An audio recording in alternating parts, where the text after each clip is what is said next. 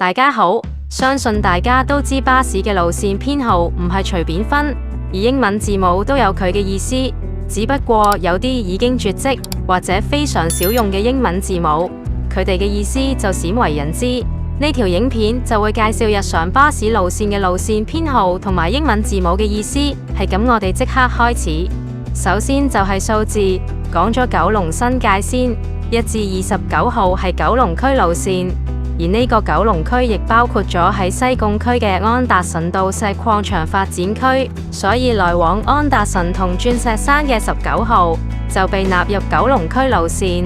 30至49號就係荃葵青路線，但係4字頭路線多數都係由荃葵青開往沙田區，直至2018年九巴開辦 38B 先至被打破。50至69號係屯門同元朗區路線，但係就唔包括喺元朗區嘅新田，而元朗區至北區嘅路線都係唔包嘅。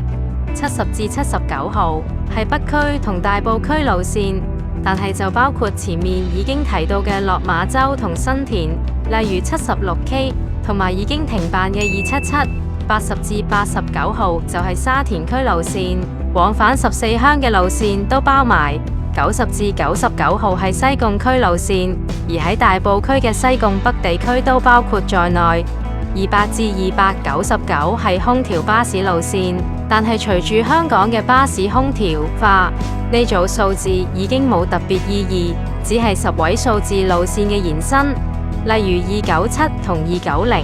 88至899係沙田馬場路線，呢種路線曾經可以用作沙田馬場過海路線，但係全部都已經停辦。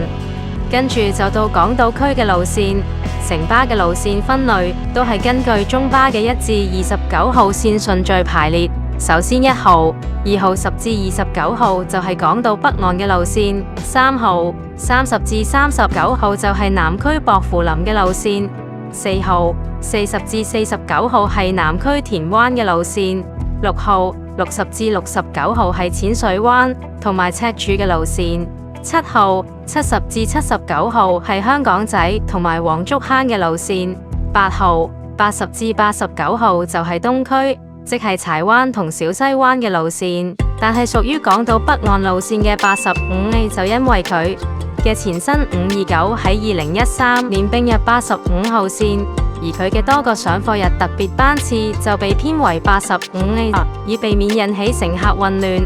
9號90至99號就係石澳同鴨脷洲嘅路線，200至299係郊區豪華巴士路線，而家已經得返2601條路線。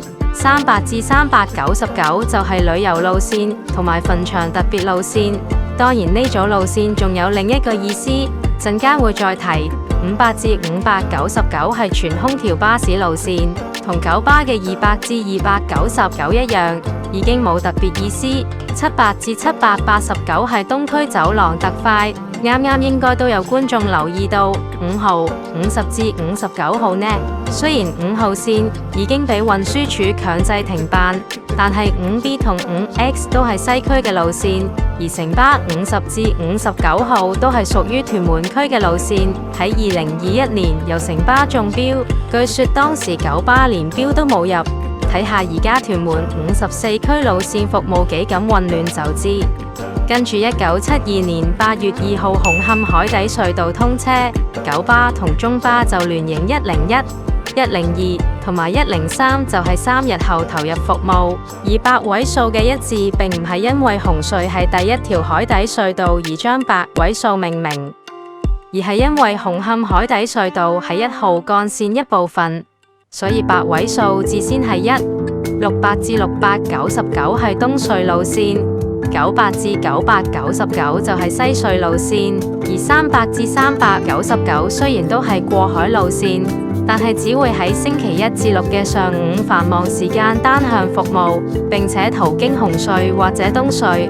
307C 曾經係唯一一條途經西隧嘅3字頭路線，但係2020年1月起改稱907C， 而307除咗係唯一一條全日服務嘅3字頭路線之外，亦都係唯一一條有雙向服務嘅3字頭路線。跟住就到英文字母。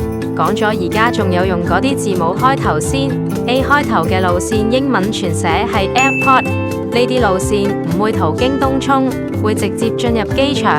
部分路線會途經國泰城，而派出嘅巴士多數都係豪華巴士，但係收你嘅錢都會比較貴。B 字頭嘅路線全寫係 Border， 意思係來往過境口岸嘅接駁路線。E 字頭嘅路線全寫係 External， 即係大嶼山北部對外路線。呢啲路線雖然主力服務東涌居民，大多數路線都會進入機場，而收費都會比 A 線更加便宜。K 字頭係九巴遊九龍路線，簡單啲嚟講，即係九巴嘅觀光巴士，由尖沙咀循環來往黃大仙。K 字頭解 Kowloon Canton Railway， 即係接駁東鐵同埋屯馬嘅路線。N 車相信大家都知，就係通宵線，英文全寫係 Overnight， 收費會比日間路線貴。而當有人需要喺深宵搭巴士去機場嘅話，其中一個選擇就係深宵機場巴士路線 Overnight Airport， 即係 NA 字頭嘅巴士。呢種路線係全港所有巴士路線之中收費最貴，最貴嘅 NA 10全程收費係60個7。深圳灣口岸喺部分日子會提供24小時通關，而呢啲日子就會有通宵過境口岸嘅路線 Overnight Border， 即係 MB 開頭嘅路線。而 P 字頭嘅路線係豪華巴士過海路線，而家只有 P960 同 P968 兩條路線。跟住 R 字頭有兩種路線，一個係迪士尼樂園路線，英文全寫係 Resort， 另一個意思就係大型活動嘅特別路線 Recreational。跟住 S 字頭係北大嶼山穿梭路線 Shuttle， 來往赤鱲角同東涌。T 字頭嘅路線全寫係 Trunk， 只會喺繁忙時間服務，用嚟舒緩鐵路擠迫情況。但係 T80 開辦背景就同舒緩鐵路擠迫無關。W 字頭嘅路線代表 West Kowloon Station， 代表接駁高鐵西九龍站嘅路線。跟住 X 字頭都係有兩個意思，一個係亞洲博覽館嘅路線 Asia World Expo， 另一個就係特快路線 Express， 例如 X42C。最後 Y 字頭就係颱風路線，會喺青嶼幹線實施第一階段強風管制措施嗰陣提供服務，包括 Y31 同埋 Y41， 但係 Y31係冇實際提供過服務。除咗而家仲用緊嘅英文字母開頭，而家已經絕跡嘅字母開頭，你又知唔知呢？首先就係 A 字頭嘅輔助巴士路線 Auxiliary， 係九鐵巴士喺輕鐵專區內服務一啲遠離輕鐵服務範圍嘅路線。喺千禧年代嘅彌敦購物線就係用 B 字頭，只不過呢個字頭係冇英文全寫。而喺沙士期間，九巴就開辦咗一條醫院路線，用 H 字頭嘅 H1， 由天恩開往瑪嘉烈醫院。喺2008年北京奧運期間，九巴就開辦咗 HK 字頭嘅 HK1、HK2 同埋 HK3， 喺奧運測試活動同埋馬術賽事期間提供服務。而家就已經全數取消，而接駁機場快線車站嘅路線，即係 M 字頭嘅路線，全寫係 MTR。P 字頭曾經用作北大嶼山特別路線同埋竹篙灣特別路線嘅開頭。P21更加係當時城巴機場快線唯一一條總站唔係喺機場嘅路線。跟住 T 字頭喺之前係可以用作北大嶼山臨時路線同埋旅遊路線。下一集我就會講埋英文字母結尾嘅意思，仲有啲咩特別嘅英文字母嘅開頭意思嘅話，記得喺留言欄話俾我聽啦。今次就嚟到咁多，如果中意呢條片嘅話，記得 like 咗條片同埋訂閱我嘅頻道。我哋下集見啦，拜拜。